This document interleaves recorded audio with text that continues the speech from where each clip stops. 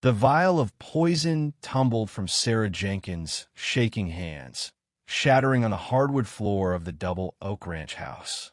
In the doorway stood Ryan Caldwell, his blue eyes blazing with a storm of fury and betrayal that would scar him for life. "Tell me it's not true, Sarah." His voice broke like thunder over the Montana plains. "Tell me you didn't." But the truth lingered between them, thicker than the dust storms that had plagued the valley. 6 months of stolen moments, heated embraces, and vows whispered in the dark hall erected on the tomb of a poisoned husband. In December 1892, the Bitterroot Valley in Montana lay smothered under a blanket of relentless snow. Ryan Caldwell was unraveling, not from the biting cold or the livestock freezing in the fields, but from a solitude that gnawed at his soul like a coyote on bone. At 28, he owned 1,200 head of cattle and 3,000 acres of prime ranch land. But wealth rang hollow without someone to share the fire's warmth. 4 years since his pa passed in a mining accident down in Butte. For years of conversing only with grizzled ranch hands and the wind-swept ghosts of the frontier. The trek into Hamilton took 3 grueling hours through waist-high drifts. Ryan's breath clouded the air as he hitched his stallion outside Murphy's General Store. He needed staples: flour, beans, bullets. What he didn't bargain for was her. Sarah Jenkins perched in the store's back room like a vision from a dime novel, wrapped in a navy wool coat that hugged her ample figure. Blonde curls framed a face with hazel eyes holding depths darker than the Missouri River. She was flipping through a catalog of Eastern fashions in a town where folks mostly worried about surviving the winter. "Ma'am," Ryan tipped his Stetson. She glanced up, and a spark ignited not recognition, but raw, unspoken longing. "Sarah Jenkins, lately widowed," she said, her voice carrying the polished lilt of Chicago or maybe St. Louis. "Looking for work.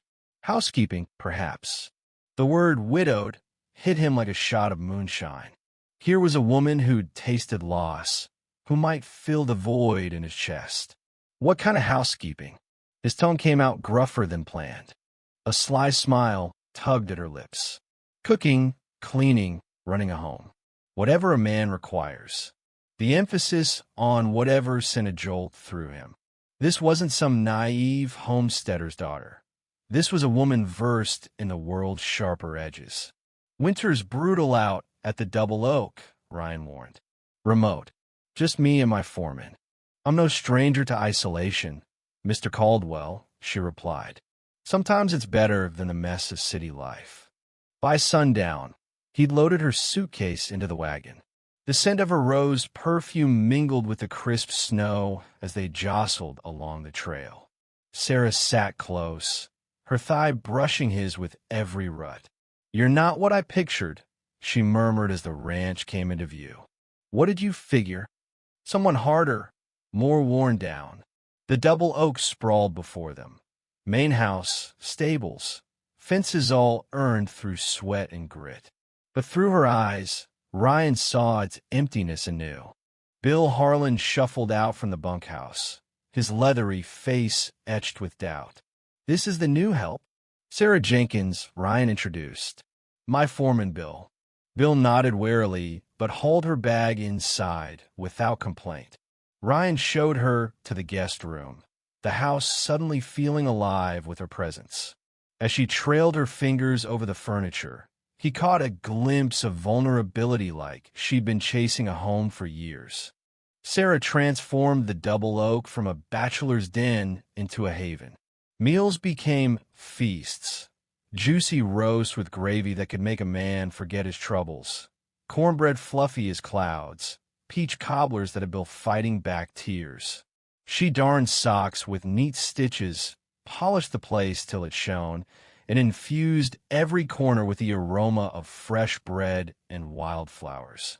But it was the teasing glimpses that drove Ryan mad, the sway of her hips as she stirred pots, The flash of lace when she'd bent to tend the hearth, the way she'd let her hair down at dusk, combing it in the lamplight like an invitation.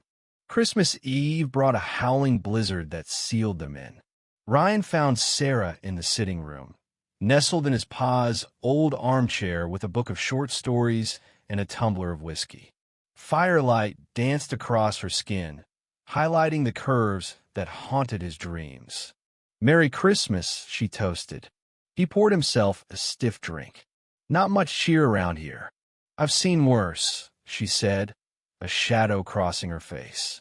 "At least here, I'm valued." Valued hung in the air like smoke. Sarah set her book aside and fixed him with those hazel eyes. "You're a mystery, Ryan Caldwell. Young buck with a spread like this, good-looking enough to turn heads, yet hold up like a hermit." The whiskey warmed his veins. "Maybe I'm choosy, or maybe you're scared," she challenged, rising to stand inches away. Her hand pressed to his chest, over his racing heart. "Scared of craving something wild? I'm no greenhorn who'll faint at bold talk," she whispered. "I'm a woman who takes what she wants." "And what's that?" Instead of words, she kissed him gentle at first, then fierce, her tongue exploring with expertise that set him ablaze. Ryan's restraint crumbled. He crushed her against him, hands roaming the softness he'd craved. Sarah broke away, breathless.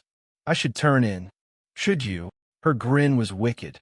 "Depends on if you got the guts to join me." He lasted all of 2 minutes before following. She stood by the window, dress unbuttoned just enough to tease.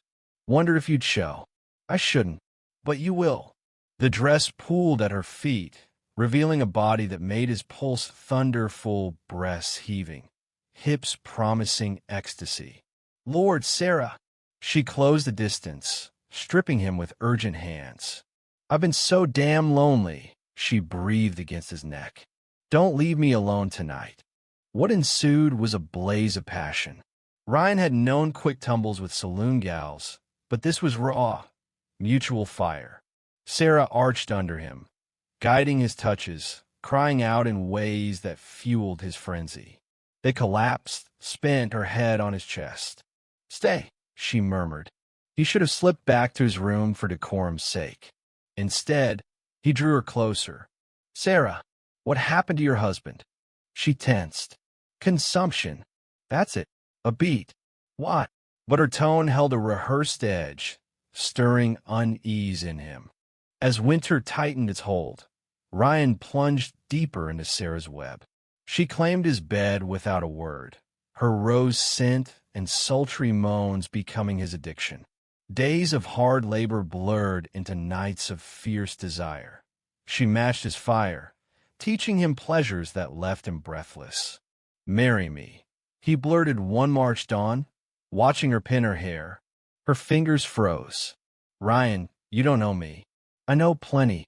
He pulled her into his arms. "I know you taste like sin in the morning light. I know you're what this ranch needed, what I needed." In the mirror, her eyes flickered with something raw, then guarded. "If you uncovered my shadows." He spun her around. "To hell with the past. It's us now." She smiled faintly, but doubt lingered. That afternoon, while Sarah pinned laundry in the yard, humming a city tune, Bill yanked Ryan aside. "Boss, we gotta talk." In the barn, Bill's face was storm-dark. "It's your lady." "I was in town, jawing with Murphy." He mentioned her asking the doc about poison signs rat bait. She claimed, but arsenic specific. Ryan's gut iced over. "So," Bill pressed on. "Murphy wired his kin in Chicago, a cop. Asked about a Thomas Jenkins, who died last fall. Wealthy trader, wed 12 years to a younger wife. No kids." The chill spread. Symptoms fit arsenic. Widow vanished west before questions arose. Ryan reeled. "You're saying murder?" "I'm saying watch your back." She turns up, pretty as poison, worms her way in fast. "Got you thinking with your—" Enough, but fragments aligned. Sarah's jitters over Eastern mail, her sly queries about local sheriffs, nightmares where she muttered unfamiliar names. Where's she now? Bill nodded at the house. Ryan stormed in, finding her kneading dough, flour-dusted and serene. We need to talk. Her hands stilled at his tone. What? How'd your husband really die, Sarah? Color fled her face. I told you consumption. Did he linger? She set the dough aside deliberately. Yes. No. From arsenic. The admission slammed him. He backed up, hand twitching toward his holster. Christ, Sarah. Let me explain. You killed him. Yes. Defiance lifted her chin. I ended him. The kitchen shrank, air suffocating. This lover who'd thawed his heart a killer. What? Her voice cracked. He was destroying me. Beatings, control, and treating me like property for a decade. Poison set me free. So you do the same to me? She crumpled. No, you idiot, I love you. First time I've ever loved. Love from a murderess? Was it genuine or another toxin? The arsenic vial sat between them on the table, fetched from her case. Sarah's tears flowed unchecked. Kept it for protection if the law caught wind. Ryan stared at the deadly bottle. I ought to haul you to the sheriff. You should. You played me, used your body to hide. She winced. At the start, maybe, but not now. Memories flooded, her laughter chasing away his gloom, her tenderness mending his scars, turning his lonely existence into joy. If I cut you loose, he said slowly, swear you'll never kill again? On my soul. And if you stay? Hope battled terror in her eyes. I'll prove every day I'm more than that horror. Outside, Bill waited with saddle horses, ready for the 5-mile ride to Hamilton through melting snow. 5 miles to justice. Ryan seized the vial. Sarah didn't move as he hurled it into the stove. Glass exploded, flames licking blue and venomous. Thomas Jenkins is buried. Sarah Caldwell never existed east of here. You're a widow who found Montana and a husband. She fell into his arms, sobs racking her. Ryan held tight, inhaling roses and redemption. Some folks found salvation in church, or a bottle, or gold rushes. Ryan Caldwell found his in a woman who'd slain for survival. Under the Montana stars, wilder tales had unfolded. What do you think should Ryan have turned Sarah in? Or was forgiveness the right call? Drop your take in the comments below. Stand your ground and share your views. Let's debate this one out.